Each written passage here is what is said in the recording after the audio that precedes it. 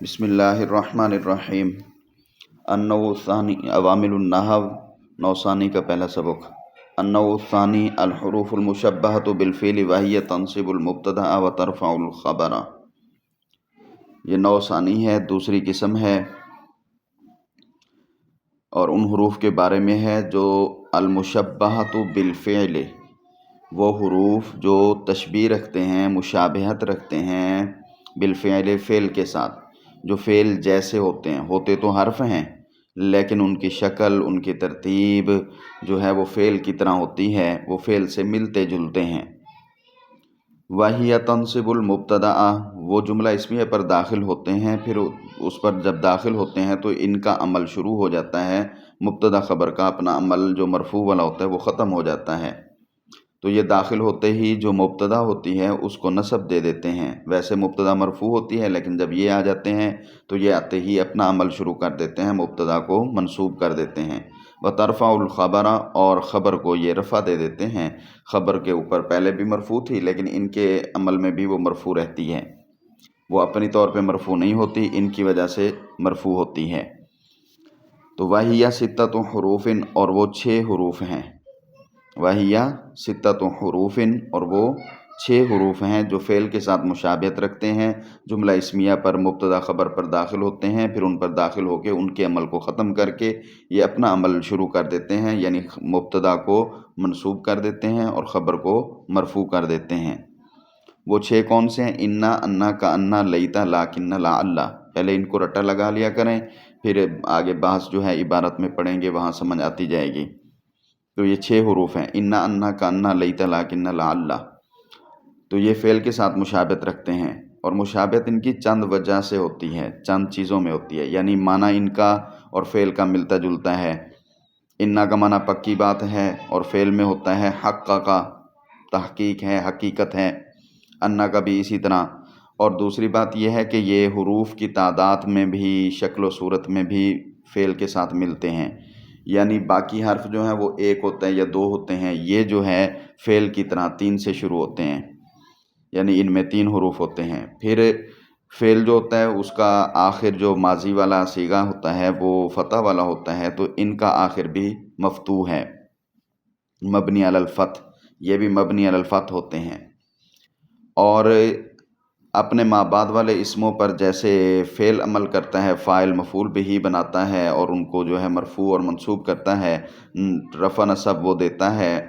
تو یہ جو ہے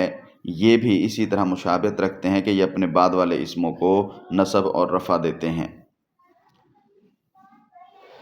انا، انا کا معنی تحقق،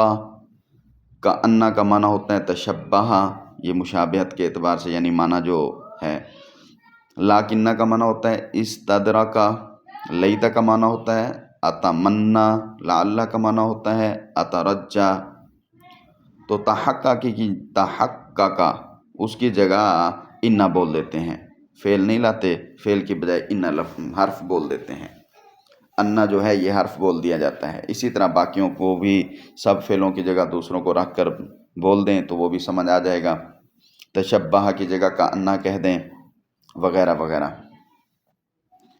اچھا، دوسری بات اب بحث چلے گی، دیکھیں انا و انا، انا اور انا، مثلو مثال کے طور پر، جیسا کہ، مثلو کا معنی مثال کے طور پر، مثلو جیسا کہ، انا زیدن قائم، بے شک زید کھڑا ہے، وبلغنی اور خبر پہنچی مجھے، انا زیدن منطلقن، انا بے شک زیدن زید منطلقن چلنے والا ہے، چلتا ہے، یعنی پہلے نہیں چل سکتا تھا یا بیمار تھا یا کچھ تھا لیکن اب وہ چلنے والا ہے۔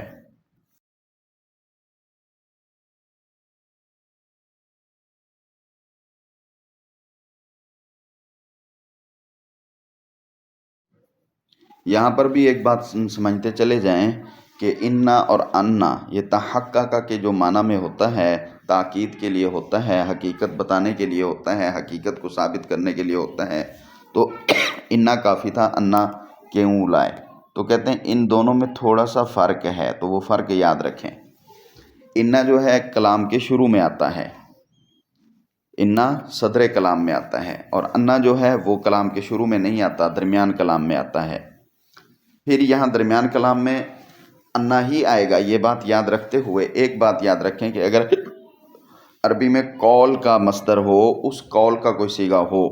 تو قول کے صیغوں کے بعد، مصدر قول کے جو صیغے ہیں ان کے بعد اگر درمیان کلام میں بھی آئے گا تو وہ انا آئے گا، انا نہیں آئے گا۔ ایک فرق یہ ہے کہ انا جو ہے یہ جملہ رہتا ہے ہمیشہ، یہ مرکب تام ہی رہتا ہے، یعنی اس کا جملہ محفوظ ہوتا ہے، یہ مفرد کی تعویل میں کبھی نہیں بنتا۔ اور انا کیونکہ درمیان کلام میں آ جاتا ہے تو مرکب تام نہیں ہوتا، وہ مرکب کو مرکب ناقص بنا کر مفرد کی حیثیت دے دیتا ہے، پھر مفرد بن کے وہ مضاف الیہ، صفت وغیرہ سب کچھ بن جاتا ہے۔ لیکن یہ یاد رہے دونوں تاکید کے لیے ہی ہوتے ہیں، مگر انا میں جو نسبت ہوتی ہے وہ نسبت تامہ ہوتی ہے تاکید کے لیے، اور انا میں جو ہے وہ نسبت ناقصہ ہوتی ہے۔ اس بات کو یوں سمجھیں کہ بات اور جملہ کا مقصد ہی وہی کچھ ہوتا ہے، وہی ثابت کرنا ہوتا ہے جو انا کے بعد ہوتا ہے، جبکہ انا کے بعد میں جو بات ہوتی ہے اس میں نسبت ناقصہ کی تاکید ہوتی ہے، یعنی بات اور کلام کا مقصد اور ہوتا ہے مگر اس کے ضمن میں اس کے تحت یہ تاکیدی بات بھی آ جاتی ہے۔ دونوں مثالوں سے بات کو سمجھیں پھر آپ کو سمجھ آ جائے گی۔ جیسے انا زیدن قائم میں مقصد اور غرض ہی زید کے قیام کی تاکید ہے، زید کے قیام کو ثابت کرنا ہے، جبکہ دوسری انا کی مثال میں دیکھیں بلغنی انا زیدن منطلقن، اس مثال میں جو ہے بات کا مقصد یہ نہیں ہے کہ زید منطلق ہے، بات کا مقصد یہ ہے کہ مجھے خبر پہنچی ہے، بات کا مقصد یہ ہے کہ مجھے خبر پہنچی ہے، مجھے خبر ملی ہے، مگر اس کے ضمن میں آ گیا کہ خبر وہ کیا ہے، وہ یہ ہے کہ زید منطلق ہے، چلنے والا ہے، اور تاکید کے ساتھ ثابت کر دیا۔ یعنی متکلم انطلاق زید کے ثابت ہونے کی خبر کے پہنچنے کا ذکر کر رہا ہے۔ انطلاق زید ثابت کرنا اس کا مقصد نہیں ہے، انطلاق زید کے ثابت ہونے کی خبر پہنچی ہے اس کو بتانا ہے، جبکہ پہلی مثال میں قیام زید ہی کو ثابت کرنا مقصد ہے۔ بہرحال انا اور انا جملہ اسمیہ کی تاکید اور تحقیق بیان کرنے کے لیے آتے ہیں، ان کی غرض جملہ اور کلام کے یقینی ہونے کو، کلام کے واقعی ہونے کو ظاہر کرنا ہوتا ہے، کلام اور جملہ کی یقینیت اور واقعیت کو ثابت کرنا ہوتا ہے۔ اب یہ مطلب سمجھنے کے بعد یہ باتیں یاد رکھیں، یہ آپ کو ہدایت النحو میں، اصول شاشی میں آگے چل کے باقی چیزوں میں بہت فائدہ دیں گی، تو یہ باتیں ساری یاد رکھتے جائیں۔ اب ہم اس کتاب کی ترکیب کی طرف آتے ہیں، شروع سے دیکھیں۔ النوع الثانی، دونوں معرفہ ہیں تو یہ آپس میں موصوف صفت بنے گے، یہ بات پہلے بھی بتائی تھی، دونوں معرفہ ہوں موصوف صفت، دونوں نکرہ ہوں تب بھی موصوف صفت۔ پہلا معرفہ ہو دوسرا نکرہ ہو تو پہلا معرفہ جو ہے وہ مبتدا اور نکرہ جو ہے وہ خبر۔ اگر پہلا نکرہ ہو دوسرا معرفہ ہو تو پھر پہلا معرفہ مضاف ہوتا ہے، اور یہ پہلا نکرہ مضاف ہوتا ہے اور دوسرا معرفہ جو ہے مضاف الیہ ہوتا ہے۔ دونوں معرفہ موصوف صفت، دونوں نکرہ تو بھی موصوف صفت۔ پہلا معرفہ دوسرا نکرہ تو مبتدا خبر، پہلا نکرہ دوسرا معرفہ تو پھر مضاف الیہ۔ تو یہاں پہ دونوں معرفہ ہیں، موصوف صفت بنا النوع الثانی۔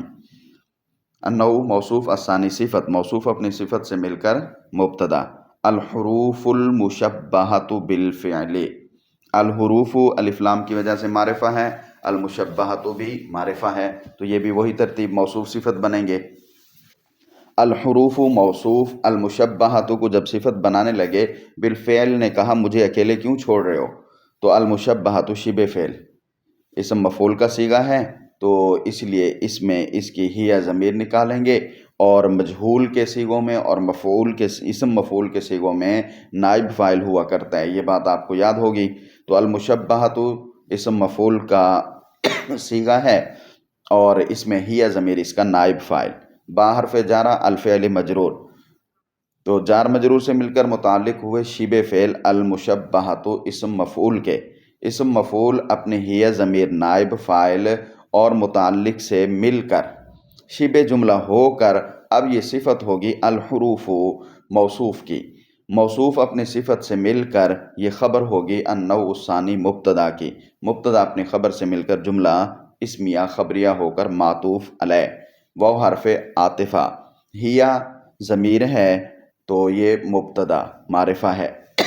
تنصب کیونکہ جملہ ہوگا وہ مصدر کی تعویل میں ہوتا ہے تو وہ نکرہ ہوتا ہے، تو یہ معرفہ ہے تو وہ سارا مل ملا کے نکرہ کی تعویل میں، مفرد کی تعویل میں آ کر وہ خبر اس کی بن جائے گا۔ تو دیکھیں واو حرف عاطفہ ہیا مبتدا ضمیر، تنصب فعل، اس میں ہیا ضمیر جو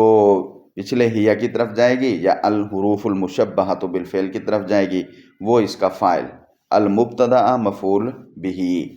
تنصب فعل اپنے ہیا ضمیر فاعل جو الحروف المشبہۃ بالفعل کی طرف جا رہی ہے راجع بسوئے الحروف المشبہۃ بالفعل، وہ اس کا فاعل، تنصب فعل اپنے فاعل اور مفعول بہ سے مل کر جملہ فعلیہ خبریہ ہو کر ہم ہیا کی جب اس کو خبر بنانے لگے تو واو حرف عطف نے کہا اسی کے ہم پلہ، اسی کے برابر، اسی جیسا، اس کے برابر وزن رکھنے والا، اس کے برابر کی حیثیت رکھنے والا میرے بعد جملہ کھڑا ہے اس کو بھی ساتھ جوڑو۔ تو یہ بات میں اس لیے کر رہا ہوں کہ واو حرف عطف نئے بچے ہوتے ہیں نا تو وہ وزنوں کو نہیں سمجھتے کہ کون سا جملہ کس کے ساتھ ملتا جلتا ہے، تو معطوف عطف جو ہوتا ہے نا وہ برابر کی چیزوں پہ ڈالا جاتا ہے، یوں نہیں الثانی النوع الثانی الحروف المشبہۃ بالفعل یہ معطوف علیہ، واو حرف عطف تو ہی تنصب یہ معطوف اول ترفع معطوف ثانی، ایسے نہیں کریں گے۔ تنصب المبتدا اس کے ہم برابر، اس کے ہم پلہ ترفع الخبر کھڑا ہے تو ترفع الخبر کا عطف الحروف المشبہۃ بالفعل کے ساتھ نہیں لگائیں گے، تو اس لیے یہ ترفع الخبر کا عطف ہم ڈالیں گے تنصب المبتدا، تو اس لیے اس کو جملہ فعلیہ خبریہ بنا کر تنصب المبتدا کو معطوف علیہ بنا دیں گے واو حرف عاطفہ۔ ترفع فعل اس میں ہی ضمیر فاعل جو الحروف المشبہۃ بالفعل کی طرف جائے گی اور الخبر اس کا مفعول، ترفع فعل اپنے فاعل اور مفعول بہ سے مل کر جملہ فعلیہ خبریہ ہو کر معطوف، تنصب المبتدا یہ معطوف علیہ اپنے معطوف ترفع الخبر سے مل کر جملہ معطوفہ ہو کر اب خبر ہوگی ہی مبتدا کی، ہی مبتدا اپنی خبر سے مل کر جملہ اسمیہ خبریہ ہو کر اب یہ ہم پلہ ہے پچھلے جملے النوع الثانی الحروف المشبہۃ بالفعل کے، تو اس لیے اس کا عطف اب ادھر ڈالیں گے۔ وہ ہم نے جملہ اسمیہ خبریہ بنا کر معطوف علیہ بنا دیا تھا نا، تو اب یہ سارے چیزیں مل کر اس کے ہم پلہ ہو گئی ہیں، اس کے برابر کی ہو گئی ہیں، تو اب ان کا عطف اس پر ڈال کر اس کو ہم جملہ معطوف، یہ اس کو جو ہے نا مبتدا خبر کو جملہ اسمیہ خبریہ بنا کر معطوف بنا دیں گے۔ تو معطوف علیہ النوع الثانی والا جملہ وہ اپنے معطوف ہی تنصب المبتدا والے جملے سے مل کر جملہ معطوفہ ہوا۔ وہی ستۃ حروف، واو حرف عاطفہ، اب اس کا عطف اسی طرح وہ معطوف اول بنا دیں گے اگر ہم ساری عبارت لے لیں، لیکن ہم یہاں سے نئی بات شروع کر رہے ہیں اس لیے واو حرف عاطفہ کو بنا کے اس کو ہم نے وہاں جملہ معطوفہ بنا دیا، لیکن اگر نہ بنائیں تو پھر یہ وہ معطوف اول بن جائے گا وہی تنصب وہی ست، یہ معطوف ثانی بن جائے گا، لیکن النوع الثانی کے ساتھ ان کی برابر کی پاور ہے، طاقت ہے، تو پاور اور طاقت معطوفات میں برابر دیکھ کے پھر عطف ڈالا جاتا ہے، یہ چیز یاد رکھیے گا۔ واو حرف عاطفہ ہم یہاں سے نئی بات شروع کرتے ہیں، یا واو استئنافیہ، واو مستانفہ، ہی مبتدا، ستۃ حروف، ستۃ حروف میں ستۃ جو ہے یہ عدد ہے تو یہ ممیز ہوتا ہے، آگے جو حروف ہے وہ اس کی تمیز ہے، 6 چیزیں، کیا 6 چیزیں ہیں، تو تمیز ڈال دی کہ 6 چیزیں جو ہیں وہ حروف ہیں، تو ایک تو یہ ہو گیا ممیز اور تمیز، دوسرا یہ آپس میں مضاف مضاف الیہ بنیں گے، تو ستۃ تو مبہم ممیز مضاف، اور حروف یہ تمیز بھی ہے مضاف کے لیے مضاف الیہ بھی ہے، تو حروف تمیز مضاف الیہ، ستۃ تو ممیز مضاف اور حروف تمیز مضاف الیہ، تو ستۃ تو ممیز مضاف اپنے مضاف الیہ تمیز سے مل کر یہ خبر ہوئی مبتدا کی، مبتدا اپنی خبر سے مل کر جملہ اسمیہ خبریہ ہوا۔ اچھا جی، انا و انا، تو وہ 6 کون سے ہیں؟ اب آگے نئی بات شروع ہو رہی ہے، انا و انا۔ یہاں پہ انا انا حرف کے اعتبار سے نہیں آ رہا ہے، بلکہ یہ بتانے کے اعتبار سے وہ 6 حرف کون سے ہیں، تو یہ حاضر لفظ بن جائیں گے، مراد حاضر لفظ ہوگی۔ تو انا مراد حاضر لفظ کے یہ خبر ہے مبتدا محذوف کی۔ احدھا انا، ان 6 میں سے ایک جو ہے وہ انا ہے، ان 6 میں سے پہلا جو ہے وہ انا ہے۔ تو عہد مضاف ہا ضمیر مضاف الیہ، مضاف مضاف الیہ مل کر مبتدا، انا مراد حاضر لفظ کے یہ اس کی خبر۔ احدھا مبتدا اپنی خبر سے مل کر جملہ اسمیہ خبریہ ہو کر معطوف علیہ وہ حرف عطفہ۔ انا بھی یہاں پہ مراد حاضر لفظ ہے، نہ کہ حرف بن کے آیا ہے، تو یہاں پر انا جو ہے اس سے پہلے ثانی ثانی مانے دوسرا، ہا مانے ان 6 حروف میں سے، ان 6 حروف میں سے دوسرا جو ہے وہ انا ہے، ان 6 حروف میں سے دوسرا انا ہے۔ تو یہاں پہ دیکھیں ثانی مضاف مضاف الیہ مل کر مبتدا اور انا مراد حاضر لفظ کے یہ اس کی خبر، مبتدا اپنی خبر سے مل کر معطوف۔ اگر باقیوں کی مثالیں درمیان میں چھوڑ کر باقی لفظوں کو لے لیں تو یہ معطوف اول، پھر معطوف ثانی، پھر معطوف ثالث، تو اس طرح بن جائے گا۔ اگر انہی دونوں کی مثال تک ہی ہم ترکیب کرتے ہیں تو یہ معطوف انا احدھا انا، یہ جملہ اسمیہ خبریہ معطوف علیہ اپنے معطوف ثانیہ انا جملہ اسمیہ خبریہ سے مل کر جملہ معطوفہ ہوا۔ مثل مضاف، اگر سارے جوڑ لیں تب بھی ٹھیک ہے، اور اگر انہی کو یہیں پر بند کر دیں تب بھی ٹھیک ہے۔ جو آپ کے پاس عبارت ہوگی امتحانوں میں یا جتنی عبارت کا کہا جائے تو ان کے معطوفات کو دیکھ کر جوڑا جاتا ہے، لیکن یہ بات یاد رہے کہ عطف ہر وہ عطف سب کے ساتھ نہیں ڈالتی، بلکہ جس کا عطف جس پر ڈال رہے ہوں گے وہ ہم پلہ ہونا ضروری ہے، اس چیز کو دیکھنا ہوگا۔ مثل نحو کی جگہ پہلی نو میں زیادہ تر نحو آتا رہا تھا، اس کی جگہ مثل آتا ہے، تو مثل نحو دونوں ایک ہی طرح کے مضاف بنتے ہیں۔ نحو جیسا، مثل جیسا، نحو مثال کے طور پر، مثل مثال کے طور پر، تو مثل مضاف، اس سے پہلے پھر مثال ہا جو ہے یہ محذوف نکالیں گے، یا مثلا کہیں تو پھر آنی فعل مقدر نکال لیں، بہرحال ہم وہ مثال ہا نکالیں گے۔ مثال یہاں پہ کیونکہ انا انا 2 ہیں تو مثال ہما نکال لیں گے، یہاں پہ 2 ہیں تو مثال ہما، آگے دونوں کو مثال دے رہے ہیں تو مثال ہما نکال لیں گے۔ تو دیکھیے مثال ہما مضاف مضاف الیہ مل کر مبتدا محذوف، مثل مضاف، انا حرف حروف مشبہ بالفعل،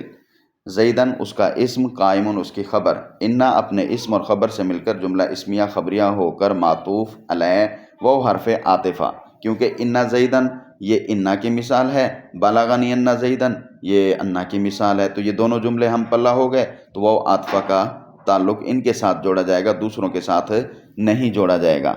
تو انا زیدن اپنے اسم اور خبر سے مل کر جملہ اسمیہ خبریہ ہو کر معطوف علیہ وہ حرف عاطفہ، بلغنی انا زیدن منطلقن، وہ بلغا فعل، نون وقایہ کا، یا ضمیر متکلم کی مفعول بہ مقدم، انا حرف از حروف مشبہ بالفعل کہہ دیں یا حرف مشبہ بالفعل کہہ دیں، دونوں طرح ٹھیک ہے، زیدن اس کا اسم، منطلقن اس کی خبر۔ انا اپنے اسم اور خبر سے مل کر جملہ اسمیہ خبریہ ہو کر یہ فاعل ہوا بلغا فعل کا، اور فاعل مؤخر کیونکہ مفعول بہ مقدم تھا نون وقایہ کے ساتھ،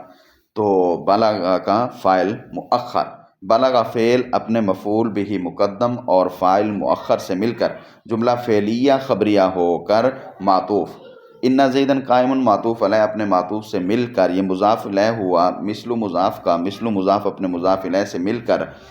یہ خبر ہوئی مثالہما مبتدا محذوف کی، مثالہما مبتدا محذوف اپنی خبر سے مل کر جملہ اسمیہ خبریہ ہوا۔